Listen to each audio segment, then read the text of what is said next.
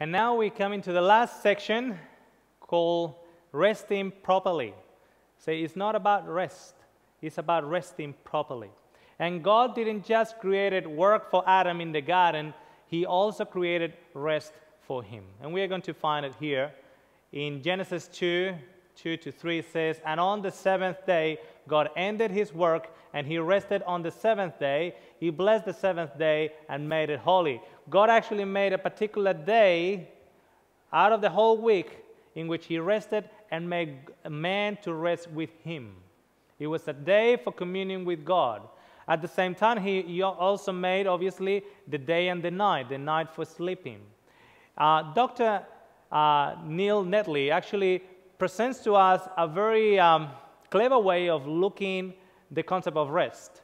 He actually says that if all the benefits of rest will be encapsulated in a pill, and we call it a vitamin R for resting, the benefits will be so large that really people will be the biggest seller, okay, in the pharmacy.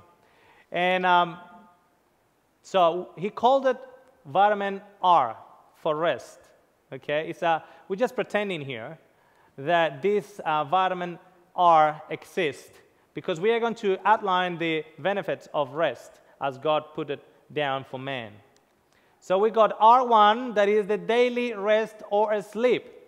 In other words, the night is for sleeping, the day is for working. Now, for those that are working during the night, they know what I'm talking about, because the whole body gets out of whack. I've got a friend, he works as a paramedic. He works 4 days during the day and then 4 nights during the night.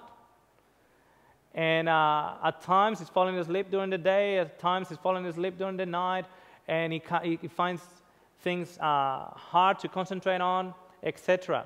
Because the body has been designed by God the same way as the birds on the field stop singing when the sun starts going down. Now, when you want to do a proper rest on the day, if you just finish the most exciting Hollywood movie and then you brush your teeth and go to bed, let me tell you, you're either going to have nightmares, or you are going to be a Rambo climbing up mountains and going down mountains and shooting people on your dreams. Whatever happens, you're not going to have a restful night. It is much better to do an alternative. I'm going to tell you one of the alternatives, and this is an alternative that I use with my family.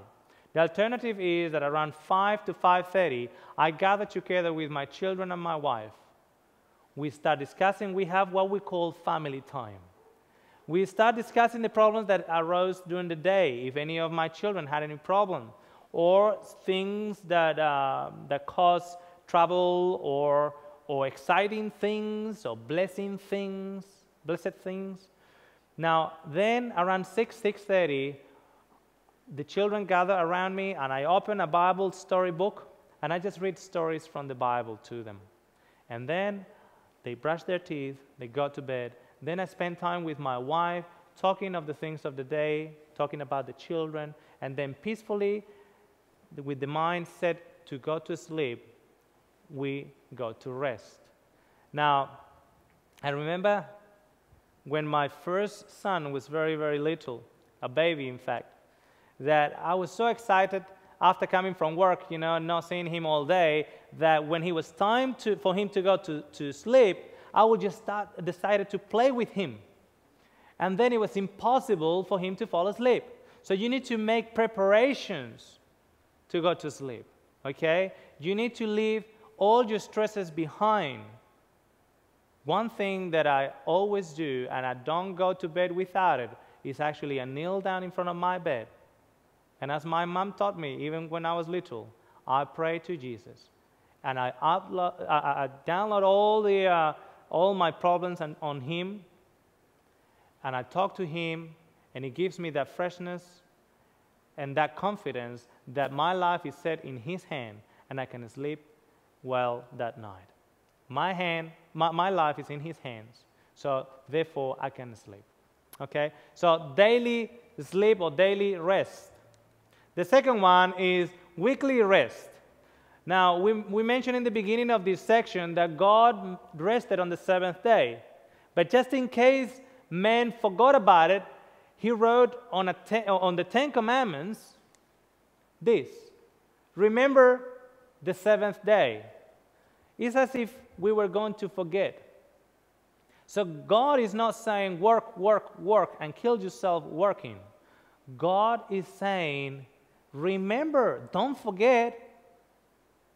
And in fact, let me tell you, friend, that we live in such a buying, earning more money society that if it was up to us, we will just continue going.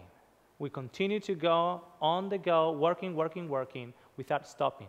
And the Lord knew that he needed to put a barrier, a safety barrier, to protect the health of his children. And he said, remember the Sabbath day. In that time, the Jewish nation of the time kept the seventh day, which was the Saturday. Okay? I personally, I can choose to rest one day out of 7. I can choose the Sunday, I can choose the Monday. But I decided to actually maximize my resting time by actually choosing to rest on the day that God has nominated. So my family, when Friday night is approaching, we gather together, we close the working time of the week, and we have a special dinner together, and then we spend the whole Saturday with one another, enjoying, no time to work, no time to get distressed with this or the other. We just enjoy the time as a family and get invigorating by the resting properties of resting the Saturday or the Sabbath day. The third one is recreation. Now, the true concept of recreation is create again, or refreshment in your own body. Okay? So you need to find sound recreation practices. Okay? Sitting down in front of the Xbox or the Game Boy is not recreation. That might be entertainment, but it's not recreation. Recreation is achieved with non-competitive sports or just going into nature, or just sitting down around a table with your family with no worries, with a time for yourself and for your family, or just viewing wholesome programs like this one. So recreation, you have to be careful that you don't actually confuse recreation with entertainment. Entertainment can actually lead you to a state of auto-hypnosis. TV is not recreation, it's entertainment. In other words, whatever is in there enters and keeps you in a state of possession, entertainment. So the fourth one is meditation. When we're talking about meditation here, we're not talking about yoga or any of the Eastern techniques of meditation. Neither are we talking about the Western techniques of control meditation. Okay? We're not talking about emptying your mind for a period of time. We're talking about meditating on the things that God has done for you. Meditating on the fact that the power in you does not come from you, but it comes from a being higher than yourself. Meditating on the fact that you're not the creator of your own life, but meditating that there is a creator that loves you and cares for you. Meditating on the fact that that creator has an ear to listen to your problems, and you got somebody to talk to anytime, any minute, 24/7. That's the true concept of meditation, not the emptying of your mind. In fact, the Bible teaches that, come and let us reason together, says the Lord. You don't have a mood-deaf God up there. You have a God that wants to listen to your problems, wants to help you, wants to talk to you through the ministering of the Holy Spirit. Now, we are going to talk about the pineal gland. The pineal gland is in the center of your brain and is responsible for the production of 4 basic hormones. We are going to describe these 4 basic hormones that are associated with rest. Okay? The first one is arginine vasopressin, that actually is in charge of the deep sleep. So the pineal gland actually segregates this hormone so you can actually go to deep sleep. The other one is serotonin. Mood and disposition. How many parents know that when the child hasn't been sleeping properly, next day the disposition and the mood of that child is not the most appropriate one at times?